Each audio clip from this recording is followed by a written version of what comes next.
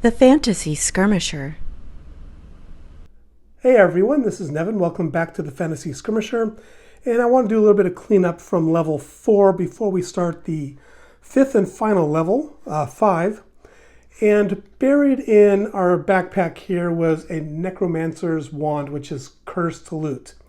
And it is apply only while possessing this wand, which we did on level 4. +1 to our hero attack value. That's great. +2 vitality, so 2 extra health we can get, and -2 for ability checks. Also, on a combat roll of 5, the targeted monster loses 2 health and the hero gains 2 health. So not too bad for a cursed loot, except for the -2 for ability checks. But we didn't use it because I forgot it was there, so I'm just going to lay this on top of the backpack here. The other thing we're going to do is on level 4, we exited on the stairs and we're sitting on the stairs. So what I'm going to do before we start moving is camp because we have 5 health. So I'm going to spend a camping gear and roll a d6, add 1 and add that to my health. And I rolled a 1. All right, so we got 2 health from that, so just change that 2 to a 4, so we have 7 health total. We also have 6 experience points. I think I'm going to cash 5 of them in to purchase an experience point. I mean, not an experience point, a luck token, because we used them all on the 4th level there. So we have a luck token, and I think it's time that we start moving. This is an interesting 5th level here. You can see we're starting at the stairs, and the shortest route to the boss is right here. So it's 1, 2, 3 encounters, then we fight the boss. Or I could take a little bit longer way, but I just don't see on the 5th level here me putting myself in unnecessary danger in this area over here before I have to go fight the boss. So I think what I'm going to do is just going to go ahead and start with the yellow teardrop here. So we're going to move off the stairs. Let's go ahead and draw the room. Undead aura. Okay, so a dreary haze rises from the ground. You fall into a trance, your life slowly draining away. You must make a vitality minus dungeon level checks until you pass. Pass if you use resist magic or discard a dispel magic scroll or an amulet of protection. We have none of those. So vitality minus dungeon level, our vitality is 4. So we need to do a check and at a -1. So I think that's going to be easy enough there. I think I misspoke when I said easy enough. We must make vitality minus dungeon level checks, meaning a -1. I have to roll a die and get a -1.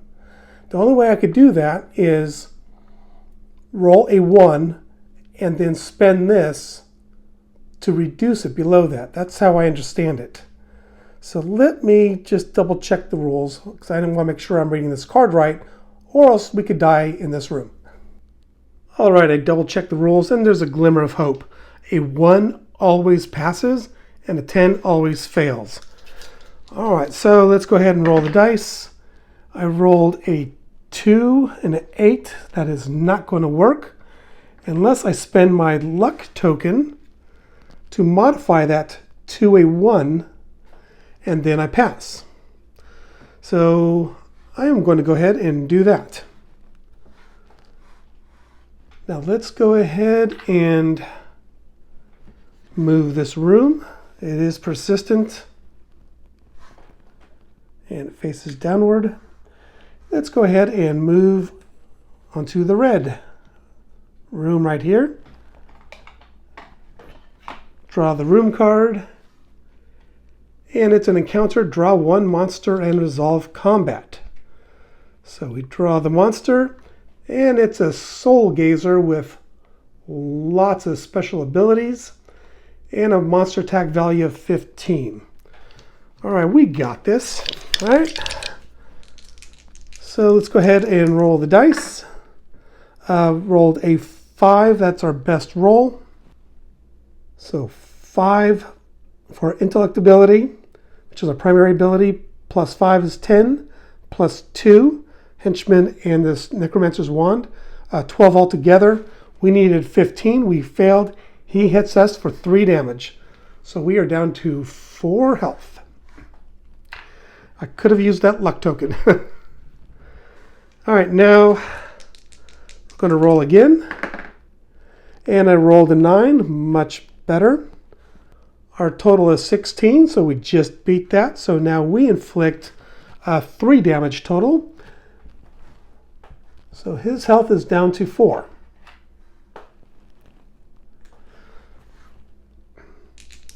And let's go ahead and roll. Rolled an 8. It's 15 total, and we tied, therefore we both hit each other. So I do another 3 damage, bring in the Soul Gazer's health down to 1. And he does 3 more damage on us. Let's see here. Immediately gain 1 strength. Nope. Discard to reduce damage taken by 1 health. All right, so now we are at 2 health. And this could end the game before we reach the boss monster. All right, let's try this again. Oh, and I got to make sure I'm paying attention to our dice rolls here. I had rolled a 5 on the dice, and that was a curse. And so that would have applied before the damage phase. Curse. Hero must discard 1 primary ability weapon. Ouch. So that means we would have done only 2 damage. Oh, we got 4. I forgot we got 4 damage. So we'll just discard the spell book here. And I think me doing the math here, which I'm really not, I think that just evens out because we would have done 4 damage. But since we got cursed that first roll, then we had to discard a card. So I think we're all even here. And I rolled a 10. That is an auto hit. The Soul Gazer is dead. We get 5 experience points, which I think I am just going to immediately spend on another luck token. And then we get 2 loot cards because we're on level 5. So our loot cards is a mace. Not my primary ability, but I could use it for this. Discard to inflict 1 damage. And Potion of Intellect. If intellect is below 7, discard to gain 1 intellect. It is, and that's our primary ability. And your intellect is 7 for the current room. Oh, nice. Okay, well, we'll hang on to that. Well, I should have looked at my cards. So listen to the story here. Before you start a new level, just make sure you got the right number of cards, because I could have been doing 4 damage instead of 3. So I think we fixed that. And let's go ahead and move to a new room. Let's go ahead and move to the green jeweled room. This should be helpful for us. It's a necropolis. You may draw a loot card once per game. If you do, make an intellect check. Pass if you discard a pickaxe and also take a weapon from the specialty deck, or discard, then discard this room. All right, so I think that will be nice. Let's go ahead and do an intellect check. And I am going to use the potion. So it's 7 for the current room, because now our intellect is at 6. And that'll help us in combat with the boss monster. All right, now let's go ahead and make our check. Rolled a 10, which would be an auto fail, but rolled a 5 here, which is less than our intellect. So we pass. I gain 2 XPs. And I could take a weapon from the specialty deck or the discard pile. So this would be in our discard pile, so I'm going to put it back so we do 4 damage again. Now we're going to backtrack. We've got another room. And that necropolis is persistent. It's a throne circle. A stone platform with thrones slowly begins to turn. The platform rotation keeps accelerating faster. Make an agility +4 minus dungeon level check to sit on the throne. You may place a charge token on an empty energy core to immediately discard this room. Okay, so let me figure out how this one works here, because we do have an energy core. So you may place a charge token on an empty energy core to immediately discard this room. Yeah, I think I'm going to do that. So let's grab an energy token. And we're just going to set that right off to the side of our loot. And I don't think it's too late for this to come in handy now, but hey, at least we get to move on. All right, now the next room is the boss, because we're just going to go straight to the exit here. I'm going to draw a boss card. So let's just reshuffle this. And the lucky boss is, it is a red dragon. Okay, so it has melt armor, tail swipe, and dragon scales. 30 health, does 5 damage. Oh, okay. I'm just curious what else we could have fought. Storm giant, mountain giant, a soul tyrant, lich king, a balrog, Cerberus, or a death knight. And we got the red dragon. Great. All right, so let's prepare for battle here. And we have no armor left. All right, so we're going to go ahead and roll the dice. And we should be okay. It's only a 14, right? Oh, wrong one. So let's go ahead and roll the dice. And we got an 8. So we have 16 total, so we do hit the red dragon. However, with the 8s that we rolled for the combat die, we also got dragon scales. So let's see what dragon scales do. Reduce damage taken by 4. Therefore, that's kind of cool. We do 4 damage typically, but it absorbed 4 damage because of the dragon scales, so nothing happened. Okay, that was really cool. All right, so let's go ahead and roll the dice again.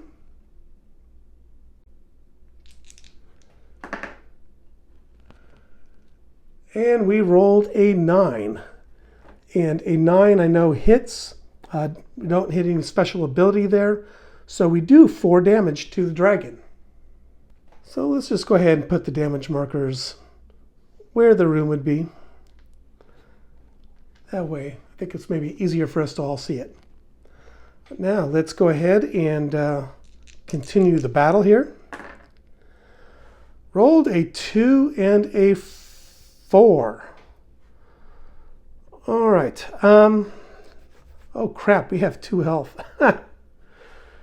Let's see. Is there anything we can do here?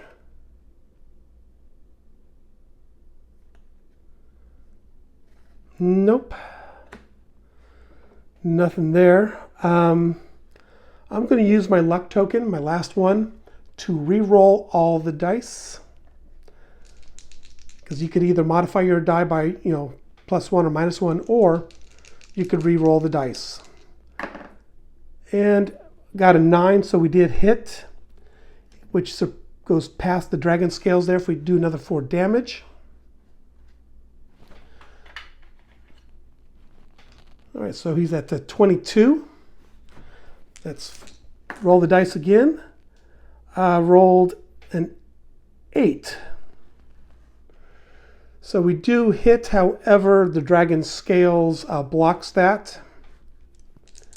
And let's roll the dice again. We rolled 2 6s, so obviously we got to accept the 6 result. And so we actually tied here, 14 each, so we both get hit. However, since I rolled a 6, we got a tail swipe. Tail swipe, hero takes 3 damage, and I have 2 health, plus we would have taken damage anyway. We lost. We got devoured by the red dragon. And so it was so close, right? We made it right to the very end, thanks to the help of rolling 2 dice instead of 1. And, well, there it is. A lot of fun. And next time I play this, I'm just going to start doing it with 1 dice, using the expert level as it's intended.